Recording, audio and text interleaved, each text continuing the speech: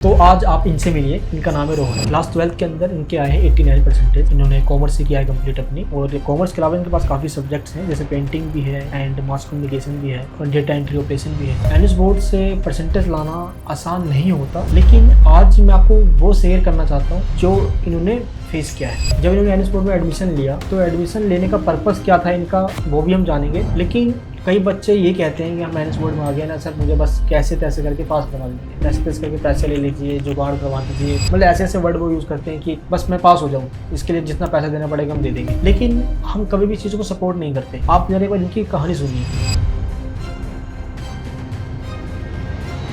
आप मुझे एक बार ये बताइए कि जब आपने 12th एग्जाम दिया एनएस बोर्ड का, उससे ठीक पहले आपकी क्या कंडीशन थी? मेरा एक्चुअली हेल्थ वाइज में बहुत डाउन था। मुझे एक स्टमक सिंड्रोम है, एक डिसऑर्डर है, जिसके कारण मुझे लाइक पेट पे दर्द होता है, बहुत सारी चीज़ें हैं, उल्टियाँ होती है एंड ऑल। सो मैं लाइक मेरा डायग्नोसिस के अंडर पे था। मैं 12th के एग्जामिनेशन के पहले मैं बहुत डॉक्टर्स दिखाया, मैं हॉस्पिटल टू हॉस्पिटल में घूमता गया, साथ में पढ़ता भी गया, इनका चैनल फॉलो करता गया। सो लाइक मेरा conditions like day by day वो नीचे गिरते जा रहा था, वेट लॉस भी हो रहा था। सो डॉक्टर्स ने मुझे क्लियरली एग्जामिनेशंस के लिए बैठने से मुझे मना कर दिया था, बिकॉज मेरा हालत नहीं था कि मैं चल के एग्जामिनेशन हॉल तक जा पाऊँ। सो डॉक्टर्स ने मुझे बोला था कि तुम मे बी 1 ईयर का लीव ले लो, लाइक गैप ले लो, अगला टाइम जब एग्जाम होगा तो आप अपीयर कर लेना, अभी आप रेस्ट करो। तो मैं भी बहुत डिमोटिवेट हो गया था, बिकॉज हेल्थ वाइज कंडीशन, पेट दर्द हो रहा है, आप साथ में पढ़ रहे हो, लाइक उसमें एक प्रॉब्लम होता है ना कि आपको बुखार आ रही है, आप उल्टियाँ कर रहे हो, फिर भी आपको पढ़ना पड़ रहा है, तो उसमें प्रॉब्लम्स होता है। सो डॉक्टर्स ने मुझे मना कर दिया था। सो लाइक मैं घर पे ही था, मैं घर पे जितना भी कोशिश कर सका, मैं इनका वीडियोस देख के, अपना कुछ नोट्स बना के, प्रिपरेशन करके, इवन जब डॉक्टर्स के बाद ट्रैवल करना पड़ता था बस से,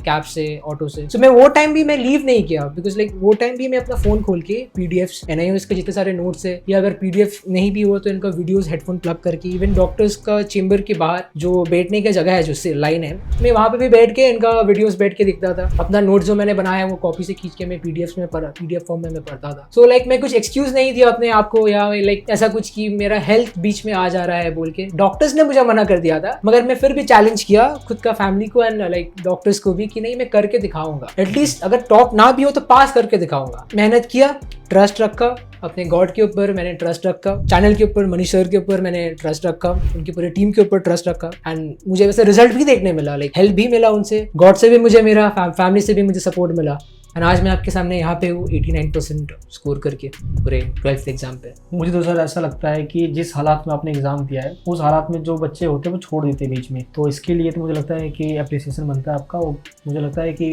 गॉड ने आपको जो शक्ति दी है, पावर दी है इस पूरे चीज़ों से लड़ने के लिए। लेकिन कई बच्चे ऐसे भी हैं, उनके पास कोई हेल्थ इशू ना भी हो, क्या पता उनके पास कोई और अदर इशू हो सकती है, चाहे वो फाइनेंशियल हो या फैमिली इशू हो या कुछ और भी इशू हो सकता है। मान लो आप फेल होकर एनएस बोर्ड में आ गए हो, परसेंटेज कम है, जेईई का एग्जाम देना है, 75% हो सकता है, हजारों प्रॉब्लम आपके साथ हो। लेकिन जरा सोचिए, जिनको डॉक्टर ने मना कर दिया था कि आपको एग्जाम नहीं देना, आप उस कंडीशन में नहीं हो, तब जाकर उन्होंने एग्जाम दे दिया। पीछे क्या काम करना था, बस डिटर्मिनेशन कि मुझे करना है, बस वो मुझे देना है। अगर वही चीज आप ठान लो तो मुझे लगता है कि इससे आपका करियर भी सेट होगा और आपके पेरेंट्स भी खुश हो जाएंगे। और अल्टीमेटली हम कर किसके लिए रहे हैं, अपने पेरेंट्स के लिए। तो अगर आप, मुझे लगता है कि एक चीज अगर आपने डिसाइड कर लिया मुझे ये करना है तो करना है, तो फिर आप एनएस बोर्ड में आए हो तो सोच कर कि बस मुझे पास होना है, तो आपके 89-90+ मार्क्स इजिली आ जाएंगे। लेकिन जब आपने एग्जाम दिया एनएस बोर्ड का, आपको ये नहीं डर था कि यार मैंने तो बहुत डिफिकल्टी में फेज में पढ़ाई करी है, फेल फाल ना हो जाऊँ, मार्क्स कम ना हो जाए? जी नहीं, इस बात का डर नहीं था, बिकॉज मुझे मेरे ऊपर ट्रस्ट था, बिकॉज जितना मैं लाइक हार्ड वर्क करके, जितना मैं लाइक रात का नींद पूरा नहीं करके, अपना हेल्थ को कॉम्प्रोमाइज करके मैं जितना स्टडी किया, इनके चैनल पे जो वीडियोस लाइव आते थे तो उस हिसाब से अपना डे को शेड्यूल करके मैं लाइक बैठा, लाइक लैपटॉप लेके, बुक लेके, जैसा मैं पढ़ा, तो उतना ट्रस्ट तो था ही कि मैं पास तो हो जाऊंगा एंड अच्छे मार्क्स भी आ जाएंगे, टॉप भी कर सकता हूँ अगर मेरा हेल्थ मेरा साथ दे, अगर एग्जामिनेशन हॉल पे मेरा पेट दर्द ना करे एंड मुझे लाइक वॉशरूम यूज करना ना हो, जो मुझे हुआ, मुझे करना पड़ा, मेरा पेट भी दर्द करा, मगर फिर भी आज मैं हूँ यहाँ पे आपके सामने। तो ऐसी इंस्पायरिंग स्टोरी है जो हमें लगता है कि ऐसे तो 1-2 ही लोग होते होंगे जो डिफिकल्टी फेस करने के बावजूद भी कुछ बड़ा कर देते हैं। और या तो हम मूवीज़ वगैरह हम देखते हैं या कोई मोटिवेशनल स्टोरी सुन लेते हैं और 2 मिनट के लिए मोटिवेट हो जाएंगे, बस फिर तीसरे दिन ऐसे ही खत्म हो जाएगा। और मोटिवेशन अगर ये दे दे, मैं दे दूँ, कोई आपको दे भी दे, तो वो 2 दिन चलेगा, 3 दिन चलेगा, उसके बाद क्या करोगे आप? तो आपको ये क्लियर होना चाहिए कि आप जो कर रहे हो वो किसके लिए कर रहे हो। तो मुझे लगता है कि हम सब कर लेंगे फिर, अगर ये हमारा वाई क्लियर हो गया, राइट। एंड अच्छा, तो आपने जब रिजल्ट देखा, सब कुछ आप पास भी हो गए, अच्छा भी लगा आपको। एनएस बोर्ड में जब आपने 7 सब्जेक्ट लिया हुआ है, 7 सब्जेक्ट्स, क्या रीजन था इसका? 7 सब्जेक्ट इसलिए था, लाइक मुझे लाइक मैं तो कॉमर्स बैकग्राउंड से हुई, मैंने 10 में भी लाइक कॉमर्स रिलेटेड मैंने ही किया, मुझे कॉमर्स का ही, लेकिन लाइक मुझे जर्नलिज्म में थोड़ा इंटरेस्ट है, मुझे लाइक जर्नलिज्म करना है, दैट्स व्हाई मैं अपना एक मास कम्युनिकेशन सब्जेक्ट लिया। मुझे कंप्यूटर में भी इंटरेस्ट है, मैं ग्राफिक डिजाइनिंग सीखता हूँ, मैं करता हूँ, ग्राफिक्स रिलेटेड वर्क बनाता हूँ, दैट्स व्हाई मैंने डेटा एंट्री ऑपरेशन लिया बिकॉज वो कंप्यूटर रिलेटेड है।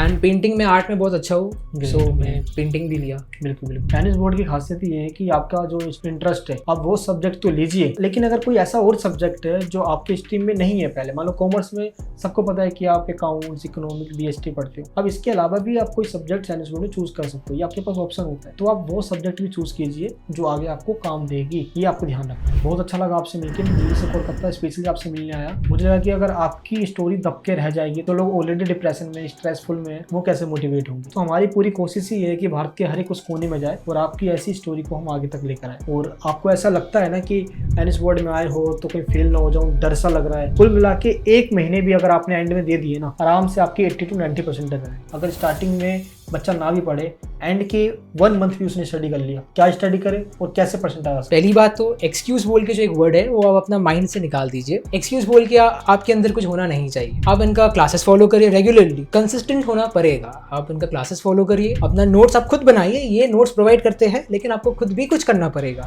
आप डिपेंडेंट होकर नहीं रह सकते, आप खुद भी नोट्स बनाइए, खुद रिविजन करिए। इनका रिविजन क्लासेस होता है, मगर तो भी आपको खुद से रिविजन करना पड़ेगा, सेल्फ रिविजन करना पड़ेगा। प्रीवियस ईयर्स ये सॉल्व कराते हैं क्वेश्चन, अब वो फॉलो करिए, मगर खुद भी करिए। हर एक चीज लाइक कंबाइन करके उनका तरफ से वो जितना हेल्प दे पाते हैं आप उनसे लीजिए। खुद को भी हेल्प करिए। आप डिपेंडेंट मत रहिए कि कोई टीचर है वही जो करके देगा मैं पास हो जाऊंगा। नहीं, कोई भी स्टूडेंट कभी भी टीचर के ऊपर डिपेंडेंट होकर पास नहीं हो सकता। उसको खुद भी पढ़ना पड़ेगा। वो तो अपने पूरा कोशिश कर ही रहे हैं। अब स्टूडेंट वो कितना ले रहे हैं, वो कितना समझ रहे हैं, वो कितना ऑनेस्टी से उनका क्लास अटेंड कर रहे हैं, वो स्टूडेंट के ऊपर है। सो आप पूरा नोट्स फॉलो करिए, प्रीवियस ईयर क्वेश्चन पेपर्स करिए, इनका वीडियोस देखिए, अपना सेल्फ स्टडी करिए। आप आराम से टॉप कर सकते हो, 90+ आप स्कोर कर सकते हो हर एक सब्जेक्ट पे। लेकिन जो बच्चा कुछ करना ही चाहता, हमने बोल तो दिया कि ये सब कीजिए। कई बच्चे कमेंट करते हैं, सर इंपॉर्टेंट क्वेश्चन बता दो ना कि 30-40 क्वेश्चन बस पास हो जाऊं। आपको लगता है कि इससे लिमिटेड सोर्स से पढ़कर कोई बच्चा 80-90 ला सकता है? ये मेरा पर्सनल ओपिनियन है। आई डोंट थिंक सो कि 30-40 क्वेश्चंस करके ही आप सिर्फ 90 स्कोर कर सकते हैं। आपको ऑब्वियसली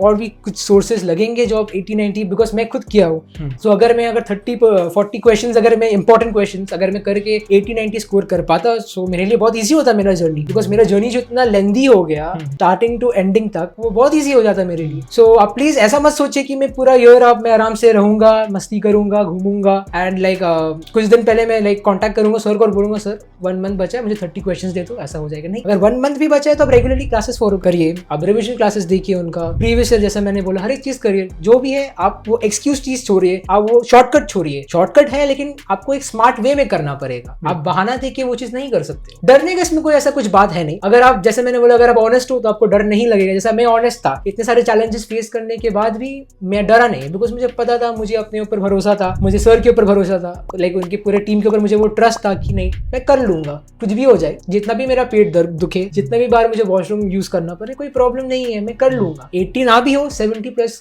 लेके आऊंगा। एंड जैसा देख सकते हैं मेरे रिजल्ट में जितना कर पाए 80+ ही मैं सब में लेके आया हूँ। ग्रेट 89% आपके आए हो। कई बच्चे तो आते हैं यहाँ पे ऐसे जिनको सिर्फ 75% चाहिए होता है, जिनको जेई में देना होता है, तो जेई वालों को डर लगने लग जाता है कि पीसीएम में कैसे आएंगे। इजीली आ जाएंगे। लक्ष्य बैच हमारा जिसके अंदर 75% से प्लस मार्क्स हम हर एक स्टूडेंट को दिलवाते हैं। बस उसके लिए क्या होता है कि हम जो क्लासेस में करवा रहे हैं वो आपको डेली वाइज फॉलो करना है, उसके अलावा कुछ पढ़ना ही नहीं है आपको, और जो हम बता रहे हैं बस वो करके चले जाना, इजीली आपके आ भी जाएंगे। थैंक यू सो मच आपका, बहुत अच्छा लगा, बहुत मजा आया आपसे बात करने के बाद। और मुझे भी अगर कभी स्ट्रेस लगे या कुछ ऐसा लगे कि मैं भी हेल्थ इशू से सफर कर रहा हूँ तो आपको याद करके मैं उसको टैकल करूंगा और आगे बढ़ने की कोशिश करूंगा। बिल्कुल सर। एंड आपको एक चीज देना है सर, अगर आप ये माइंड ना करें, जैसे कि मैंने आप लोगों को बताया कि लाइक मैं ग्राफिक डिजाइनिंग सीख रहा हूँ, मैं ग्राफिक डिजाइनिंग रिलेटेड स्टफ्स करता हूँ, ग्राफिक्स रिलेटेड। सो मैं मनीष सर के लिए, उन्होंने और उनका टीम ने जो इतना हार्ड वर्क किया है मेरे लिए, पूरे लाइक स्टूडेंट्स लोग के लिए, मुझे बहुत हेल्प हुआ है पर्सनली। सो लाइक एक जैसे एक छोटा सा चीज़ है उनके लिए जो मैं बनाया हूँ मेरी तरफ से, होपफुली उनको पसंद आए। सर ये आपके लिए मेरी तरफ से बहुत अच्छा है। ये देखिए थंबनेल्स पे ऐसी फोटो यूज होती है काफ़ी एक्साइटेड वाली, लोग काफ़ी एनर्जीफुल हो जाए। एमबीएस फाउंडेशन जो हमारी संस्था का नाम है, Manish Verma study foundation full form है इसकी। And thank you so much आपका इसके लिए। तो मुझे लगता है कि जो एमबीएस फाउंडेशन सारे फैकल्टी टीचर हैं वो इतनी मेहनत करते हैं जिस कारण से ये रिजल्ट आता है। मेरी पूरी कोशिश ये होती है कि उन बच्चों की हेल्प कर सकूं, टाइम टू टाइम गाइडेंस देके, अपडेट देके, ताकि कोई बीच में ना छूट जाए। जिस वजह से अभी कई बच्चे ऐसे कहते हैं कि सर मेरा एग्जाम रह गया, किसी ने बताया नहीं एग्जाम फीस का पे करना है, तो बस उस चीज़ में मैं हेल्प कर देता हूँ। बाकी सारे टीचर्स आपको पढ़ाते हैं क्लासेस के अंदर जैसे इन्होंने पढ़ा है। थैंक यू सो मच आपका। Thank you sir. Thank you so much.